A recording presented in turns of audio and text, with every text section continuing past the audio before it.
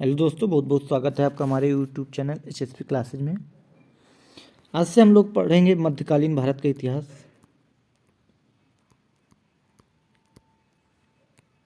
मध्यकालीन भारत का इतिहास पढ़ेंगे।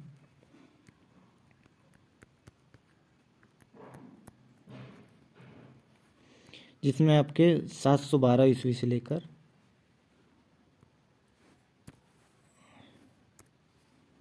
मेडिवल हिस्ट्री,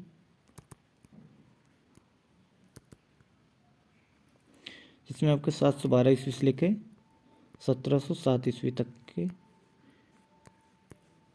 चैप्टर्स के बारे में अध्ययन करेंगे। सबसे पहले देखते हैं कि भारत पर जो अरबों का आक्रमण हुआ था किसके शासनकाल में, कब हुआ था, प्रथम बार कौन आया था, कहाँ का शासक था। तो जो भारत पे प्रथम अरब आक्रमण हुआ था, किस शासक के नेतृत्व में अरबों ने भारत पर पहला आक्रमण भारत के सिंध क्षेत्र में 712 ईस्वी में हुआ था, पर पहला सफल आक्रमण किया था। तो पहला जो अरब आक्रमण हुआ था 712 ईस्वी में हुआ था, मोहम्मद बिन कासिम के नेतृत्व में हुआ था। और उस समय सिंध पर किसका शासन था? तो वहाँ के शासक थे दाहिर, इनका शासन था सिंध पर। इसमें दाहिर हार गया था।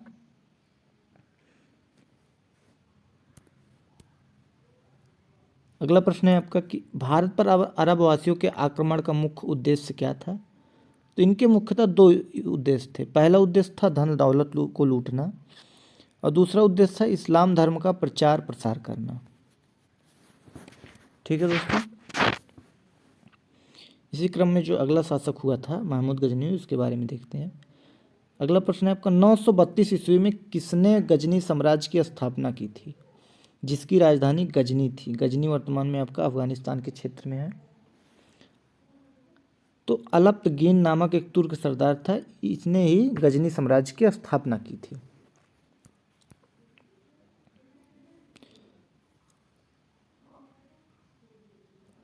जब अलप्तगीन की मृत्यु के बाद इसका एक गुलाम था,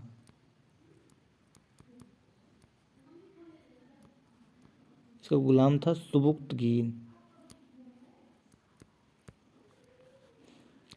इसी से अपनी बेटी की शादी कर दी थी, तो इसका एक दामाद भी बन गया था। बाद में तुर्क जो भी थे, इनमें ही अपने गुलामों से शादी करने का प्रचलन आता गया। जैसे कुतुबुद्दीन ऐबक का गुलाम था इल्तुतमिश, और कुतुबुद्दीन ऐबक की बेटी से इल्तुतमिश ने शादी की थी। इसके बाद गुलाम वंश में ही आपका एक पूरा गुलाम वंश ही है, जिसमें कई राजाओं की बेटियों के साथ उनके गुलामों ने शादियाँ की और राजा बने। तो इनका एक गुलाम था सुबुक्तगीन, जो कि इनका दामाद भी था। महमूद गजनवी जो था, महमूद गजनवी इसी का पुत्र था। महमूद गजनी जो था सुबुक्तगीन का पुत्र था। इसका जन्म हुआ था 977 ईस्वी में, 971 ईस्वी में हुआ था। 1 नवंबर 971 ईस्वी में हुआ था। अगला प्रश्न है आपका कि प्रथम तुर्क आक्रमण के समय पंजाब में किसका शासन था? तो शाही वंश के शासक जयपाल का शासन था। अगला प्रश्न है आपका महमूद गजनवी किसका पुत्र था? अलप्तगीन के दामाद सुबुक्तगीन का पुत्र था। अगला प्रश्न है आपका कि अपने पिता सुबुक्तगीन के शासनकाल में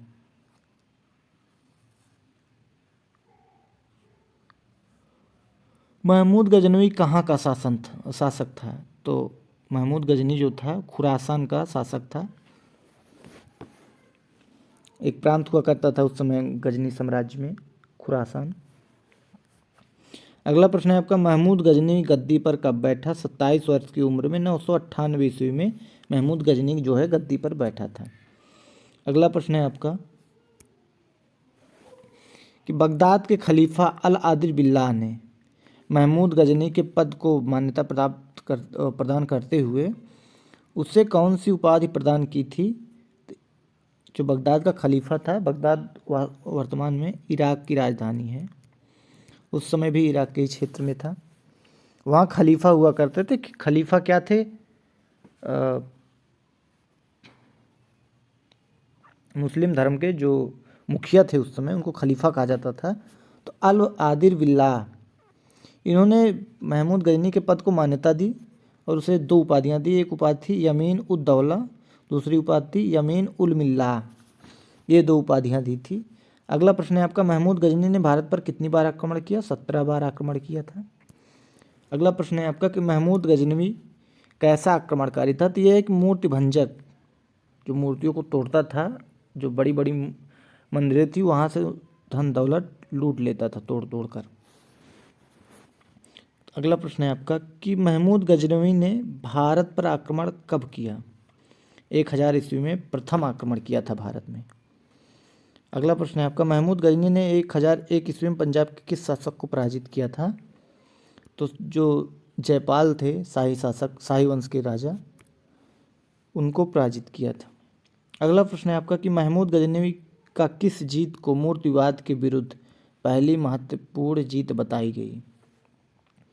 1008 ईस्वी में नगरकोट के विरुद्ध, जो नगरकोट में मंदिर था उसको तोड़ा था, तो कहा गया कि ये मूर्तिवाद के खिलाफ पहली महत्वपूर्ण जीत है। अगला प्रश्न है आपका कि महमूद गजनवी का सबसे चर्चित आक्रमण कौन सा हुआ था? तो दोस्तों महमूद गजनवी ने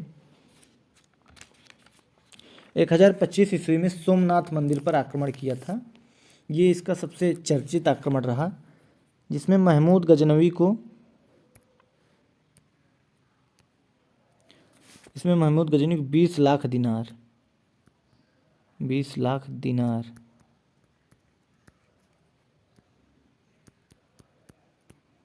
की संपत्ति की प्राप्ति हुई थी। अगला प्रश्न है आपका कि महमूद गजनवी का अंतिम भारतीय आक्रमण कब और किसके विरुद्ध था? 1027 ईस्वी में जाटों के विरुद्ध था। और दोस्तों जब 1025 ईस्वी में महमूद गजनवी ने सोमनाथ मंदिर पर आक्रमण किया था, तो वहाँ जो अनहिलवाड़ के राजा थे, इन्होंने सोमनाथ मंदिर को बचाने की कोशिश की थी, लेकिन उसमें असफल रहे थे। 1027 ईस्वी में जाटों के विरुद्ध अंतिम जो आक्रमण किया था, क्योंकि जब सोमनाथ मंदिर को लूट कर जा रहे थे उस समय जाटों ने आक्रमण करके बहुत सारी संपत्तियां इनसे छीन ली थी। इससे क्रोधित होकर महमूद गजनवी ने 1027 ईस्वी में फिर जाटों के विरुद्ध एक युद्ध किया था। 1030 ईस्वी में महमूद गजनवी की मृत्यु हो गई थी। अगला प्रश्न है आपका, सुल्तान की उपाधि धारण करने वाला प्रथम शासक कौन था? तो महमूद गजनवी जो था, सुल्तान की उपाधि धारण करने वाला प्रथम शासक था। अगला प्रश्न है आपका कि महमूद के सेना में हिंदू उच्च पदों पर आसीन थे, उनका क्या नाम था?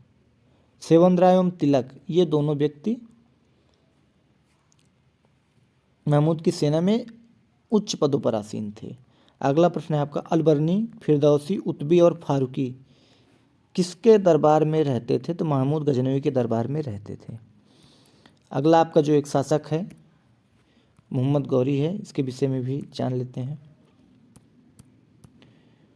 तो अगला प्रश्न है आपका कि सन 1173 ईस्वी में शहाबुद्दीन मोहम्मद गौरी कहाँ का शासक बना था? गौर राज्य का शासक बना था, जो कि गजनी का एक छोटा सा राज्य था। गजनी एक बड़ा साम्राज्य था जिसमें गौर एक छोटा सा राज्य था। यहाँ का शासक बना शहाबुद्दीन मोहम्मद गौरी। अगला प्रश्न है आपका कि गौरी ने भारत पर प्रथम आक्रमण कब किया था? 1175 ईस्वी में मुल्तानों के विरुद्ध किया था।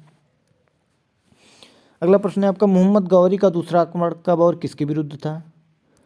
तो 1178 ईस्वी में पाटन गुजरात में। यहाँ का जो शासक था भीम द्वितीय, इसके साथ गौरी का युद्ध हुआ और इसने गौरी को बुरी तरह से पराजित किया था। अगला प्रश्न है आपका कि तराइन का प्रथम युद्ध 1191 ईस्वी में किसके बीच हुआ था?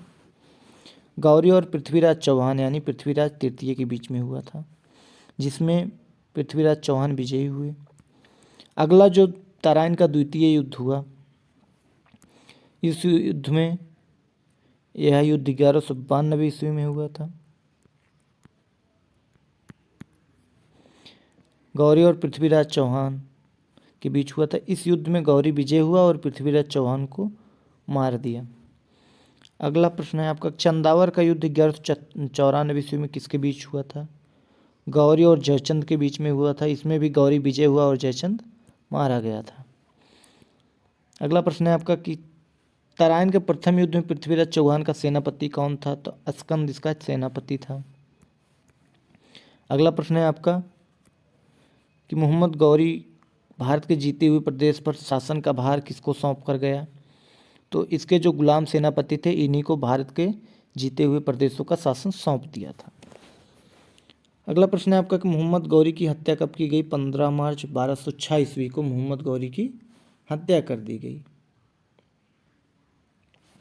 और दोस्तों एक प्रश्न आपका पूछा जाता है कि मोहम्मद गौरी के सिक्के पर किसके निशान किस देवी देवता के चित्र मिलते हैं? तो इनके सिक्कों पर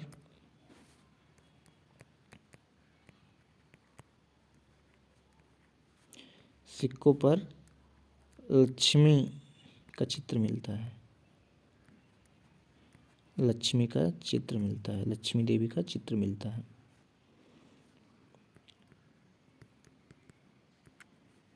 लक्ष्मी का चित्र मिलता है।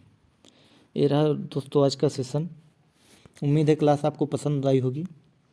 मिलते हैं अगले क्लास में। क्लास पसंद आई हो तो हमारे यूट्यूब चैनल HSP क्लासेज को लाइक शेयर सब्सक्राइब कीजिए। अगले चैप्टर में हम लोग पढ़ेंगे सल्तनत काल, जिसमें आपके 5 वंश हैं, गुलाम वंश, खिलजी वंश, तुगलक वंश, सैयद वंश और लोदी वंश। इसके बारे में हम अगले चैप्टर में अध्ययन करेंगे, एक एक वंश को देखते हुए चलेंगे। ठीक है दोस्तों, जय हिंद।